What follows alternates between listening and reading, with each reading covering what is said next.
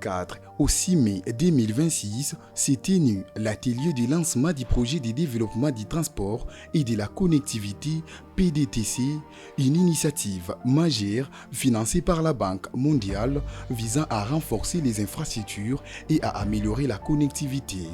La première journée a été marquée par les allocutions d'ouverture, notamment celle du coordonnateur Billy Tibambe-Niembo, du chargé des projets Peter Taniform.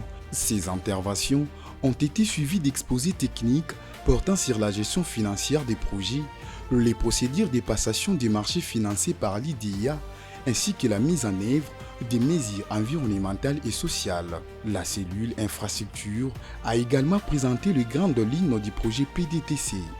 Secrétaires généraux, mesdames et messieurs les directeurs généraux et coordonnateurs des entités publiques, chers collègues, mesdames et messieurs, je ne vais pas être très long. En fait, mes collaborateurs ont préparé un mot que je ne vais pas lire. Je voudrais vous souhaiter la bienvenue à toutes et à tous à cet atelier qui consacre le lancement du projet de développement du transport et de la connectivité, projet qui est financé par la Banque mondiale. Votre présence témoigne de votre intérêt et de votre engagement dans la mise en œuvre de ce projet PDTC. Je vous apporte la salutation de notre directeur des opérations ainsi que toutes les équipes dirigeantes de la Banque mondiale qui nous souhaitent un bon travail, qui attendent de nous beaucoup de choses aussi et qui espèrent que les engagements qu'on va faire ici seront servis comme cadre de redevabilité pour atteindre les objectifs dont ce projet est fixé à atteindre. Pourquoi un atelier de lancement de projet? Il faut dire que ça c'est quelque chose d'innovatrice, innovant.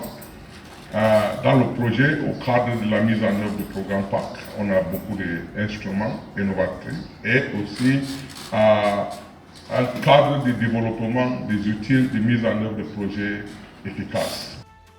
La CSPP contribue, travaille main en main avec les UGP pour l'élaboration du manuel de procédure qui tiennent compte des exigences des bailleurs, mais aussi des échanges de bonnes pratiques telles que maintenant nous sommes disposés à renforcer les capacités, à échanger sur ce qui nous intéresse et ce qui peut faire avancer les projets. La deuxième journée a été consacrée à la sensibilisation sur les plans de gestion de sécurité PGS applicables au projet ainsi qu'à des travaux des groupes visant à renforcer la compréhension et l'implication des participants. La troisième journée a été marquée par une note d'innovation avec la présentation de l'application Geo-Enabling Initiative for Monitoring and Supervision (GEMS) par les professeurs Kennedy Nkoutou. Cet outil permet de collecter des données sur le terrain, d'assurer le suivi des projets en temps réel et d'en améliorer la supervision. L'atelier s'est clôturé par les allocutions du coordonnateur de la cellule infrastructure, du directeur des opérations de la Banque mondiale et du secrétaire général de l'ITP, réaffirmant l'engagement de l'ensemble des parties prenantes en faveur de la réussite du PDTC. Billy Tibambe, coordonnateur de la cellule infrastructure. La cellule infrastructure assure la coordination générale. En fait, c'est l'agence d'exécution du projet PDTC, le projet de développement du transport et de la connectivité. En fait, dans le cadre des assises qu'on a eues ici, tel que cela a été compris, il s'est agi de l'atelier de lancement du projet PDTC, qui, comme vous le savez, est un projet multisectoriel qui regroupe plusieurs ministères et plusieurs agences parties prenantes. Dans ce cadre, la cellule joue un rôle de coordination de l'ensemble des activités et de coordination de l'atteinte des objectifs du projet. Comme vous le savez, le projet PDTC est un projet qui vise un développement multisectoriel. Donc, c'est un projet qui concerne plusieurs secteurs C'est ainsi qu'il est important qu'il y ait une coordination entre les différents secteurs, les différents ministères et les différentes entreprises parties prenantes. C'est cette coordination que joue la cellule. Elle les joue souvent, elle les joue à travers les réunions qu'elle organise avec les différentes agences. Elle les joue à travers la mise en place d'un système de points focaux qui représentent les différentes parties prenantes. Je me nomme Peter Tanifom, je suis spécialiste en chef de la Banque mondiale et je double aussi comme chargé de projet du programme PACT.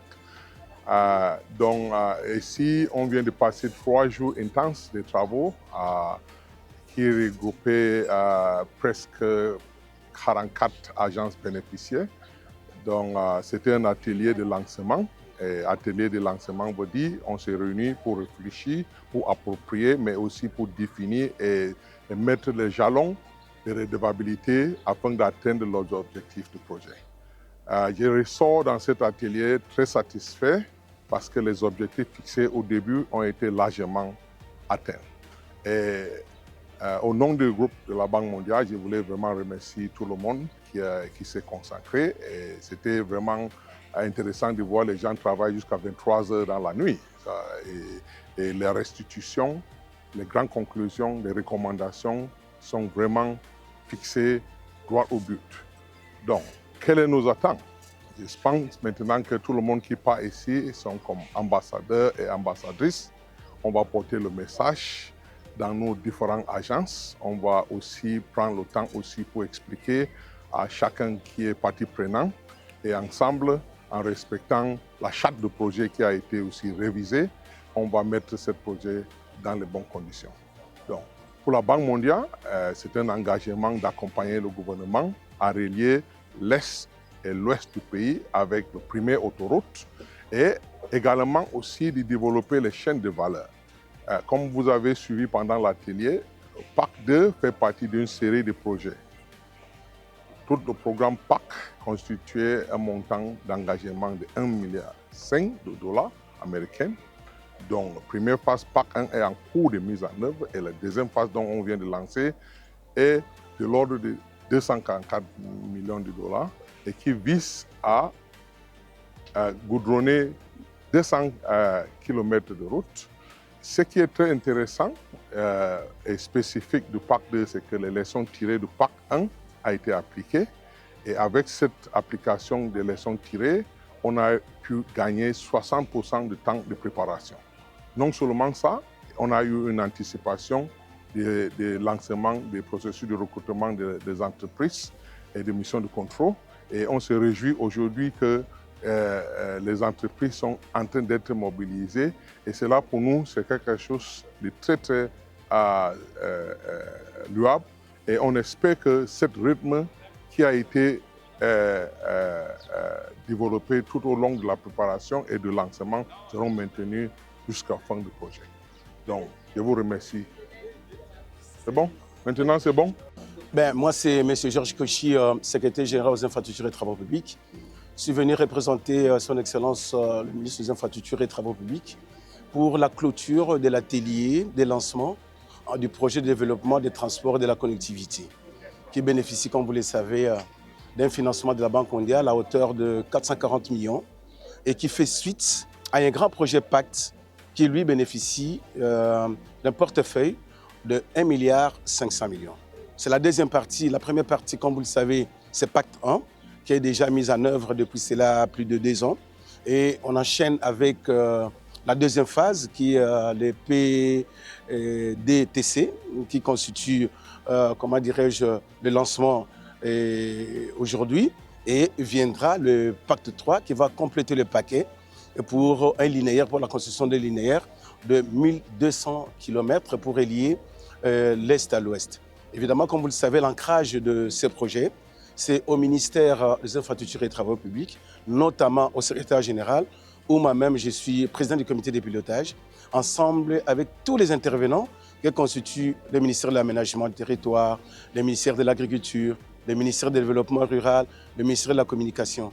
Donc, nous pilotons ce projet de manière à ce que nous puissions avoir toutes les activités réalisées C'est pour cela que vous verrez qu'aujourd'hui, dans la salle, il y a eu des points focaux de tous les ministères partenaires qui participent activement à ces grands projets appelés et pactes qui bénéficient du financement de la Banque mondiale.